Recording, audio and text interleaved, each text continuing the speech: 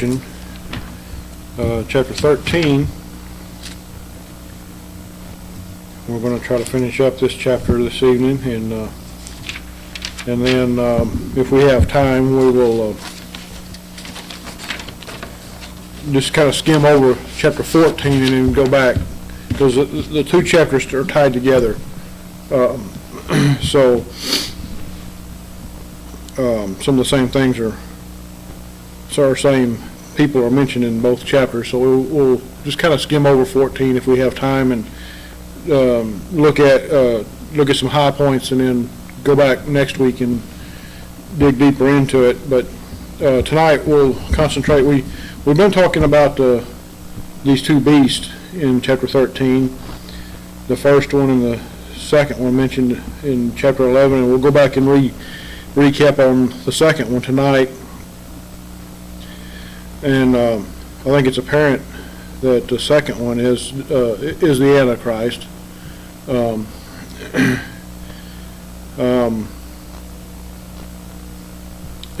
Last time we saw in verse 11 the beginning of the description of the second beast. He takes a few verses and describes the looks and some of the things that he does.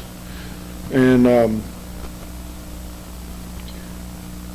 if you notice, let's just read, we'll read verses 11 through 18, and we'll come back and talk about them. And I beheld another beast coming up out of the earth, and he had two horns like a lamb, and he spake as a dragon. And he exerciseth all the power of the first beast before him, and causeth the earth and them which dwell therein to worship the first beast, whose deadly wound was healed. And he doth great wonders, so that he maketh fire come down from heaven on the earth in the sight of men, and deceiveth them that dwell on the earth by the means of those miracles which he had power to do in the sight of the beast, saying to them that dwell on the earth, that they should make an image to the beast which had the wound by a sword and did live. This beast that he's talking about there in verse 14, he's referring back to the first beast. Verse 15, and he had power to give life unto the image of the beast, that the image of the beast should both speak and cause that as many as would not worship the image of the beast should be killed. And he causeth all, both small and great, rich and poor, free and bond, to receive a mark in their right hand or in their foreheads, and that no man might buy or sell save he that had the mark or the name of the beast or the number of his name. Here is wisdom. Let him that hath understanding count the number of the beast, for it is the number of a man, and his number is 666. So, verse 11, we see John sees another beast. It comes upon the earth. He's not out of, not like the first beast that came out of the sea. This one comes from the earth. It's a man, in other words. And some even say that this coming up out of the earth signifies that he would come out of Bethlehem, as did Christ. There's some reference that some say the term earth in this context would mean that, and it's specifically because this beast is going to be similar to Christ. That's why he's referred to as the Antichrist. He's the opposite of Christ, if you will. He's the evil personification of the son of Satan, basically. Notice he has two horns like a lamb, and he spake as a dragon. He's going to come across as meek as a lamb in the beginning, but he's not at all meek as a lamb. And when he speaks, people will see that. And also notice in verse 12, he exerciseth all the power of the first beast before him. So this first beast is going to give him the power, or actually it's going to be the dragon that's going to give him the power, or gives the power to the first beast that allows the second beast to exercise that power. We don't see the first beast in the first part of the chapter performing all these miracles that you see the second beast performing. But if you notice in verse 12, he says, and causeth the earth and them which dwell therein to worship the first beast, whose deadly wound was healed. So, like Christ, when Jesus came on the earth, he gave God the credit, God the Father, the credit for everything. This second beast is going to do the same with the first beast. He's going to give the first beast the credit for everything.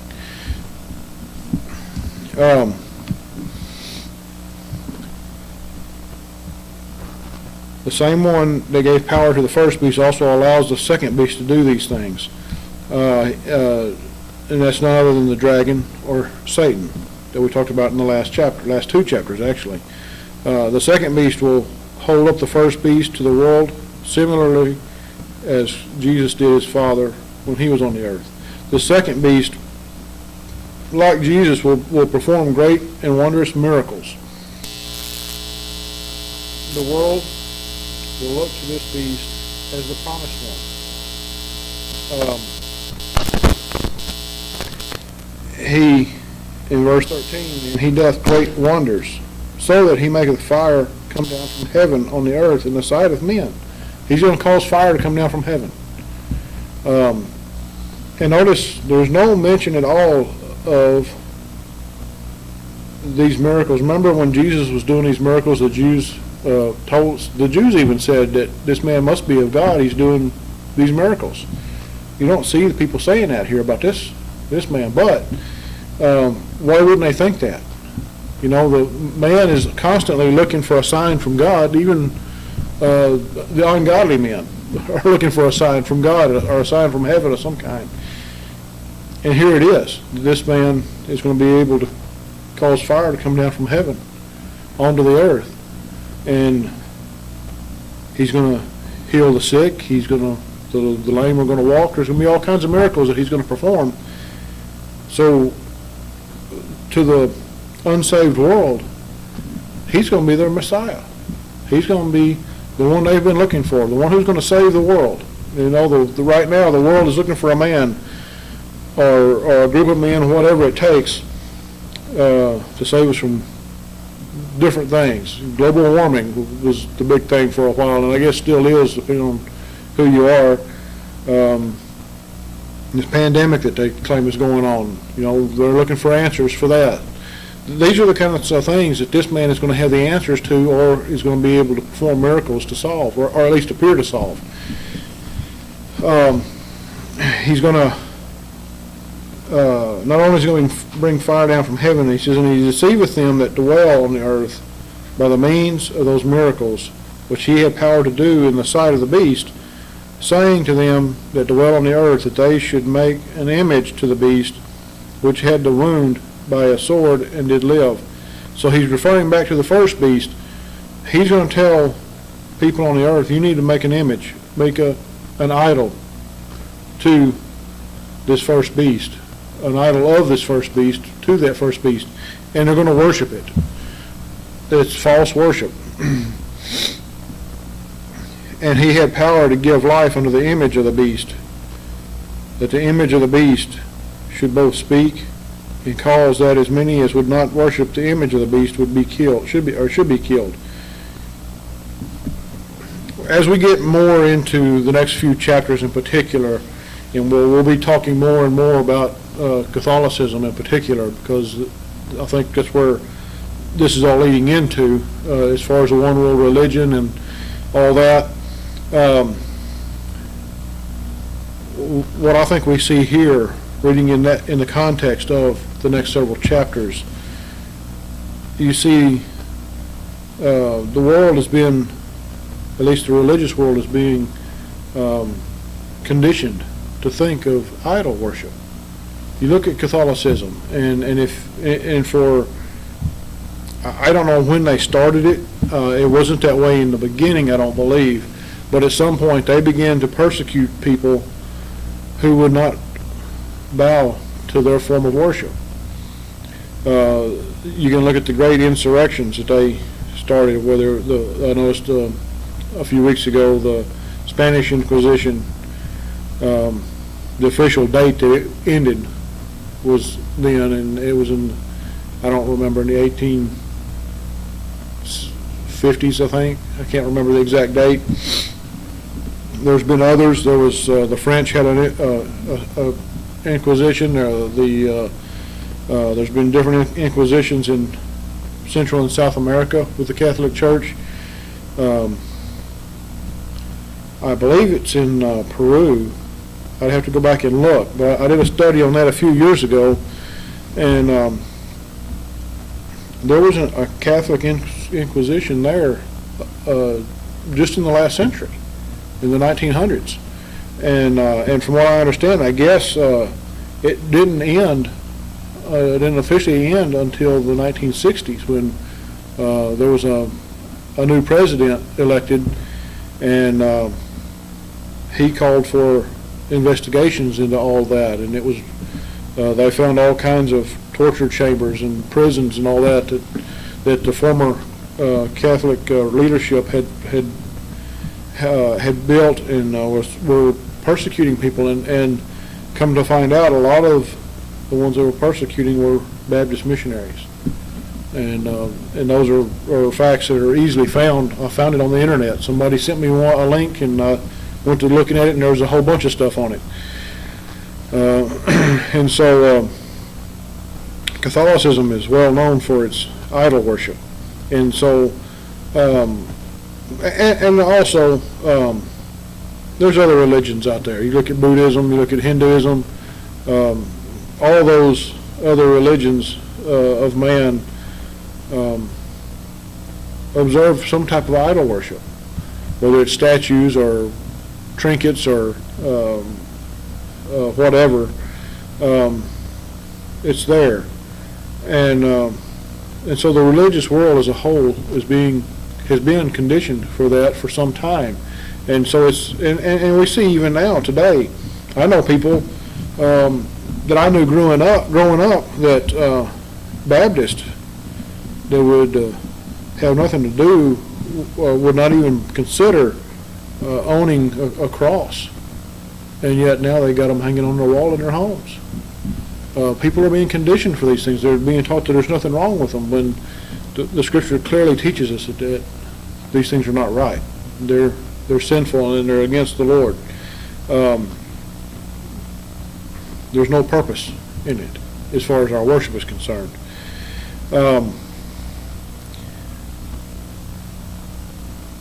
So this man is going to be, this beast, the second beast, is going to be considered the promised one. Man will look to him as the Messiah, the one who is sent to save the world from all the world's problems. Now here's this man who's performing miracles. If you remember, I know the big talk when President Obama was in power, and that's what he was. He was in power. People were referring to him as the Messiah, his own people. I don't believe that's who he was. I think he was just another troublemaker.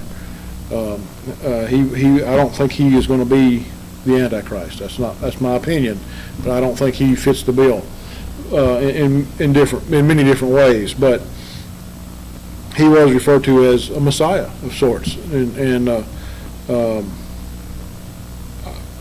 I've thought about that. I read things on that, and I still don't get it. Where were they getting that from? Because he was not that at all. He might have thought he was, but he wasn't like this beast. He couldn't perform miracles. There were things he was limited on what he could do, even though he didn't like it. He was limited.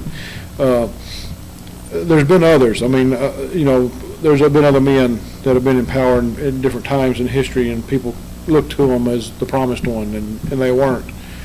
But this man is going to be different, and I think it's going to be obvious when he comes on the scene who he is and what he's here for. But instead of being a Messiah, he's going to be here to deceive the masses. And if you turn over, let's look at John chapter 3. And we talked about the miracles that he's going to perform. And remember, the story of Nicodemus and Jesus and Nicodemus, and if you read the story, this whole the first part of the chapter anyway, at least down through 21, is his story. In verse 1 and 2, he says that there was a man of the Pharisees named Nicodemus, a ruler of the Jews. So Nicodemus was a leader. He was in the temple. The same came to Jesus by night and said unto him, Rabbi, we know that thou art a teacher come from God, for no man can do these miracles that thou doest except God be with him. When this second beast comes on the scene, this is how people are going to look to him. They're going to think, well, this man's got to be of God. He's performing miracles. And you think about the unsaved world out there, and especially those that are consider themselves religious. And you get a popular preacher come on the scene, and you can't find any good doctrine in the guy at all, but because he can slap people on the head and heal them of whatever illness they have, or he can speak in tongues, or he can do this or do that, and the people will tell you that he's from God. His people, his following, people that follow him will tell you, oh, this man's got to be from God. Look at what he does. And even when that man is proven false, over and over again, that supposedly the healings that he's done weren't real, or the tongues that he spoke were gibberish, the people will deny it. They'll deny the truth and follow a man who's a false teacher. And that's how it's going to be. People are being, like I said, people are being conditioned for that. You know, there's been a rash in the last, 100, 150 years of these people who have come on the scene that particularly we think about the Pentecostal and the holiness groups, but don't forget they got their beginnings out of Catholicism. There's some of those groups have come out of the Methodist in the early 1800s. These men have deceived the masses all over the world, and are doing it still. It's become such commonplace, though I don't think we hear as much about it anymore as we used to, but it's still there. 2 Thessalonians chapter 2.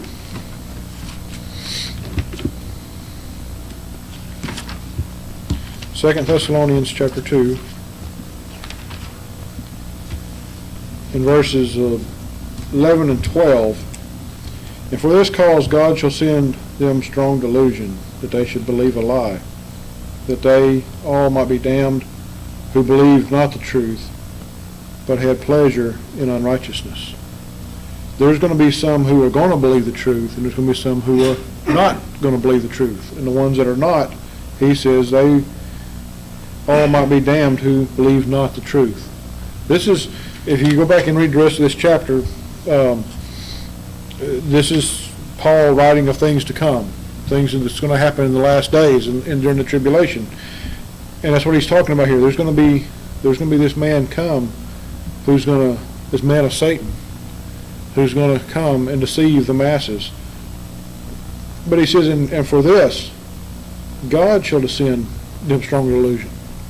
God's going to send it. Remember our study in Jeremiah, where God sent the army of Babylon? Do you think that God can't do that again?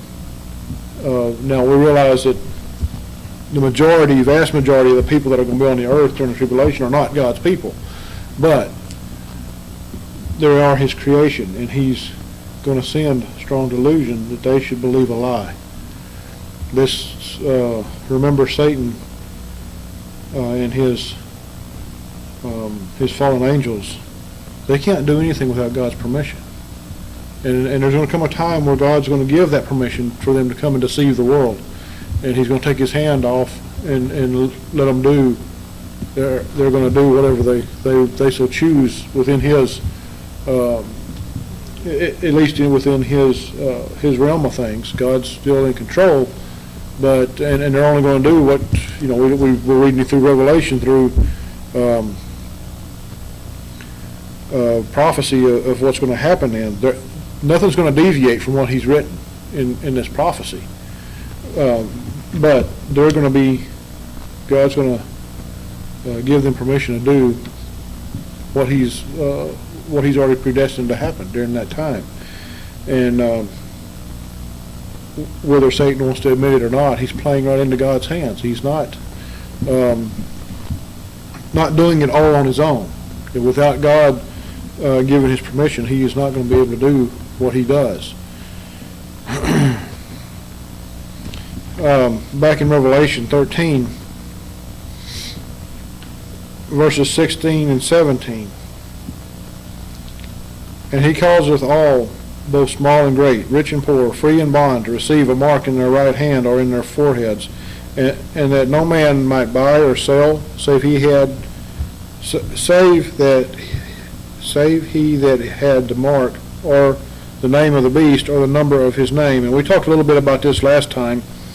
But one of the things I want to point out here is we see people will have to receive the mark of the beast before being allowed to buy or sell anything, even the bare essentials, the bare necessities in life, food and bread and water, whatever. They're going to have this mark to be able to buy and sell. It's going to be the new one world currency, if you will, whatever that is.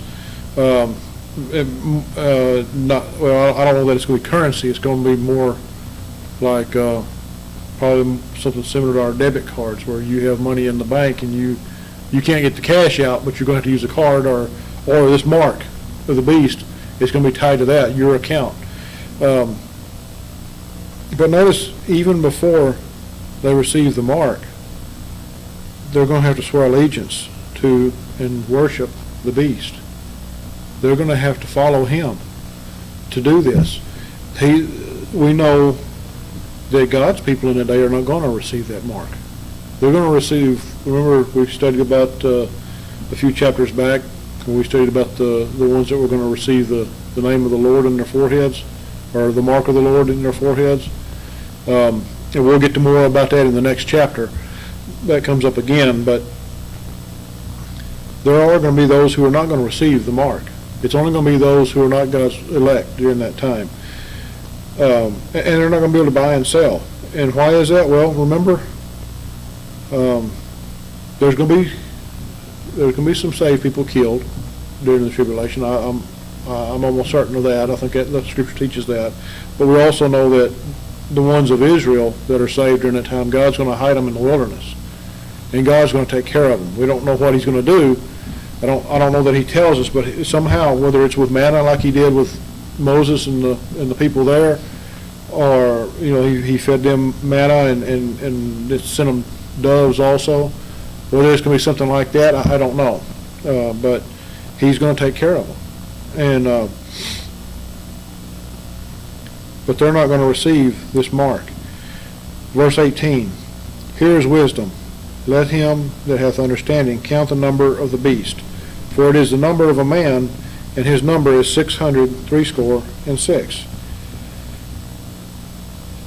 This is probably the most popular number in the Bible, if you want to get down to it, and the most wicked at the same time, because of what it stands for. It's my understanding from Scripture that the number 6 means imperfection. It means something's not complete. Remember the creation. God says he completed creation in 7 days. Now the seventh day he rested, but it was still part of the creation process. It wasn't complete on the 6th day. He wasn't finished until he rested. The day man was created was on the 6th day. That's why they say it's the number of a man. If you used use it twice, and this is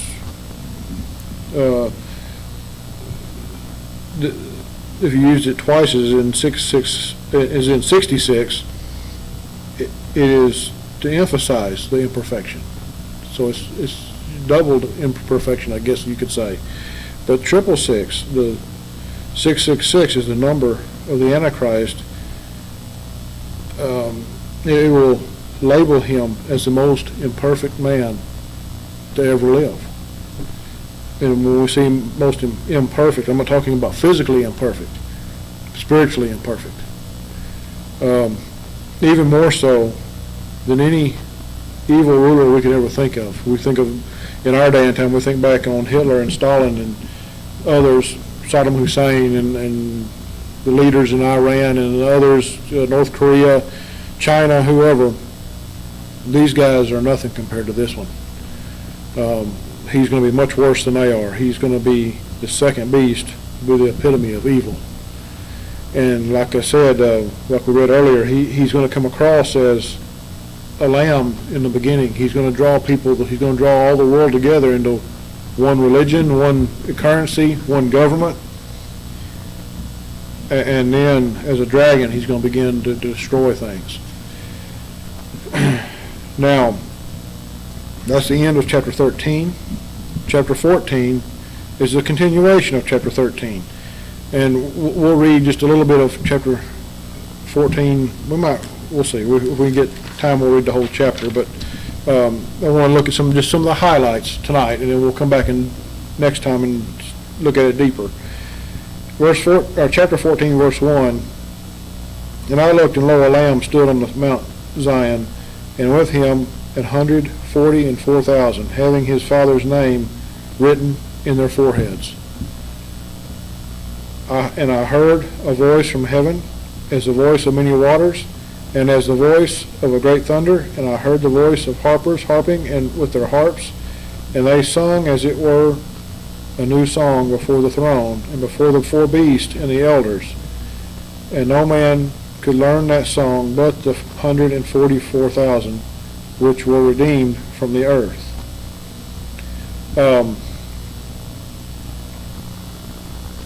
No mention of the Jehovah's Witness here, is there?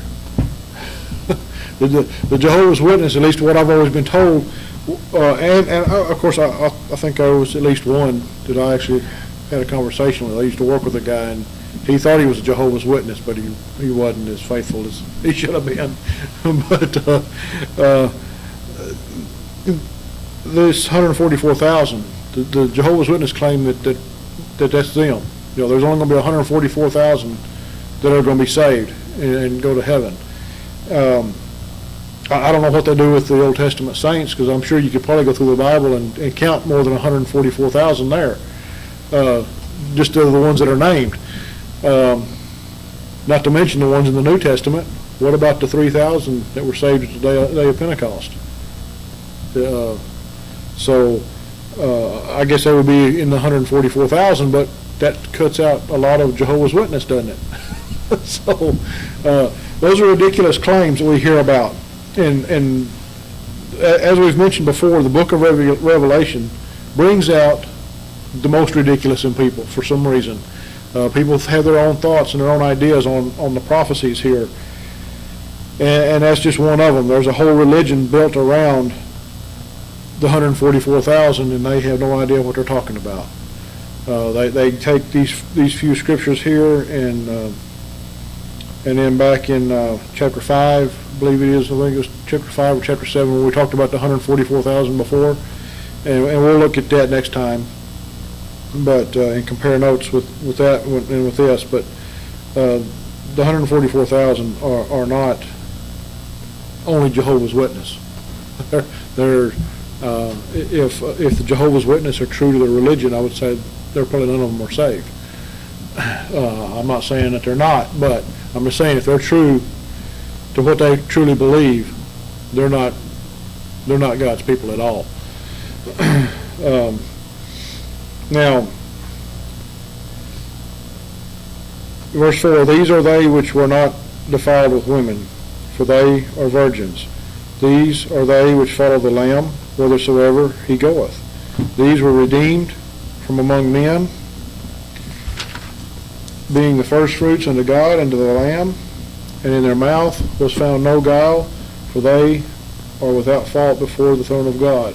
Another thought that people throw out here on this one, and I don't agree with it either, is that, well, he talks about they're not defiled with women or not virgins, and people will say that that's speaking spiritually, and they try to say, well, these people are the church.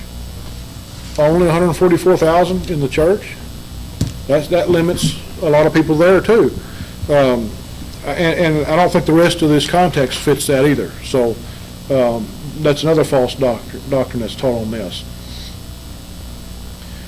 And in their mouth was found no guile. Well, we already read that. Verse 6. And I saw another angel fly in the midst of heaven, having the everlasting gospel to preach unto them that dwell on the earth, and to every nation and kindred and tongue and people, saying with a loud voice, Fear God and give glory to him, for the hour of his judgment is come, and worship him that made heaven and earth and the sea and the fountains of waters. And there followed another angel, saying, Babylon is fallen, that great city, because she made all nations drink of the wine of the wrath of her fornication. Now, there's going to be some pretty wild things going on during the tribulation. You notice here, John says there's going to be another angel, or he saw another angel, fly in the midst of heaven, having the everlasting gospel, talking about the gospel of Christ, and he's going to preach it unto them that dwell on the earth. So there's going to be an angel flying around preaching the gospel to everybody on the earth. Or that's what I'm seeing here. Now, maybe I'm wrong, but that's what it looks like. It doesn't say, we've read in a few places in the early parts of Revelation where an angel referred to a pastor of a church or other ministers, men, but this one's going to be flying around. Those others weren't. It was pretty obvious that they were the pastors of those 7 churches. I don't know about this one. This was to us seems like almost like science fiction, but we know it's God's word, and so we'll take it at that. And he's going to preach the gospel to every nation and kindred and tongue and people. Everybody all over the world is going to hear this angel preach the gospel. And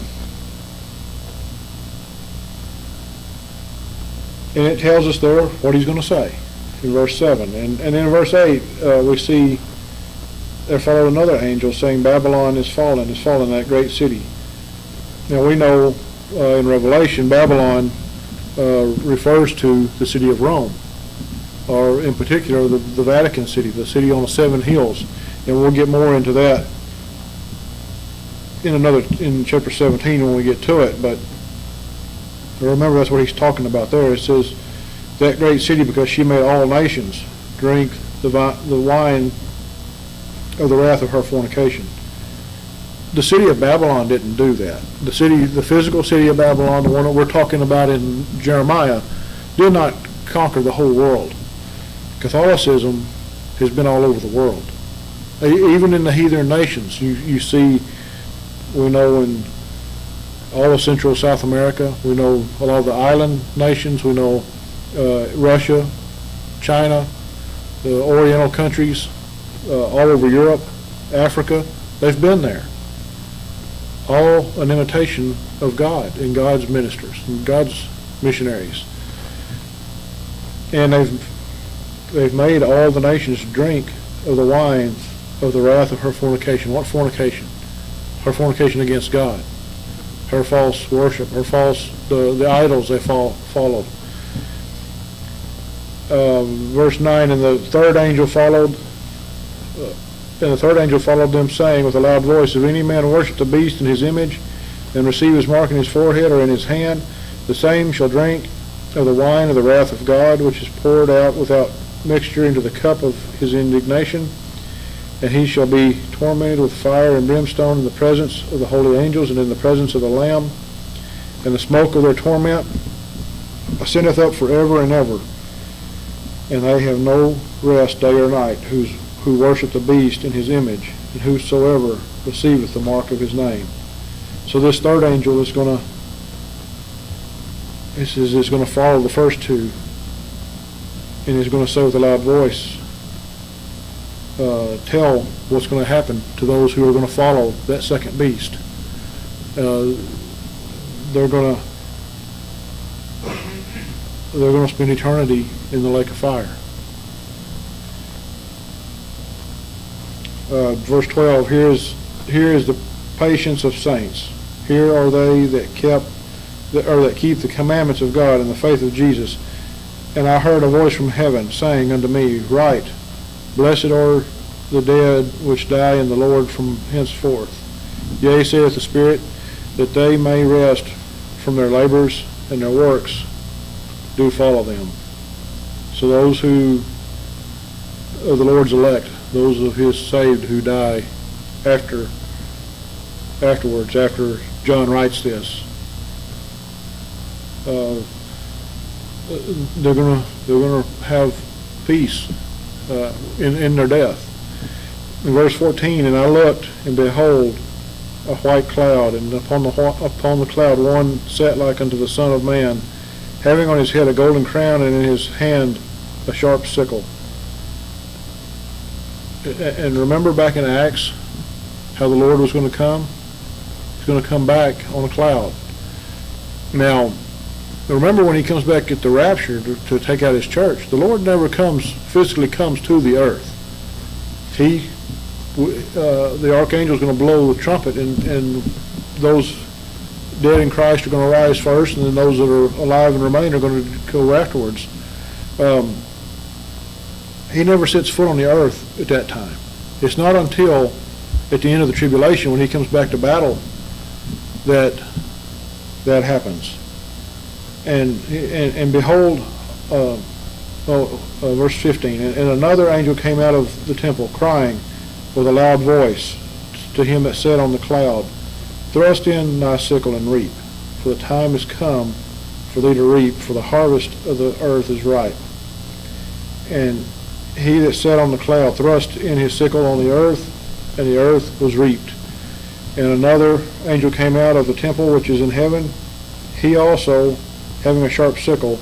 And another angel came out from the altar, which had power over fire, and cried with a loud cry to him that had the sharp sickle, saying, Thrust in thy sharp sickle, and gather the clusters of the vine of the earth, for her grapes are fully ripe.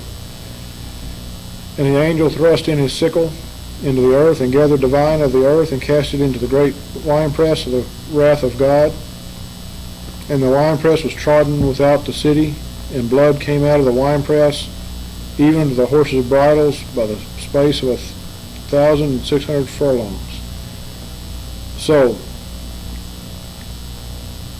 this last angel mentioned here is going to thrust his sickle into the earth and gather the vine of the earth and cast it into the great winepress of the wrath of God. That's not going to be a pleasant thing. This one on the cloud, which I believe is the Son, is Christ, the Son of God, he's going to reap his elect that are on the earth in that day. This is going to be what some refer to as the second resurrection, or the second rapture, because you're going to have these are going to be taken out at the end of the tribulation, just before he comes and destroys the armies of the world at that time. And remember, he mentions here, even unto the horses' bridles. Where do we hear that again? Is it not at the Battle of Armageddon? So I believe that's what he's referring to here. Those armies are going to be destroyed at that time. So we'll dig more into chapter 14 next time. There's a lot more to be said, a lot more to look at. We'll start with the first part of the chapter. We'll probably just do through verse 5 next time, and then get the rest of the chapter after that. But that's all we have for tonight.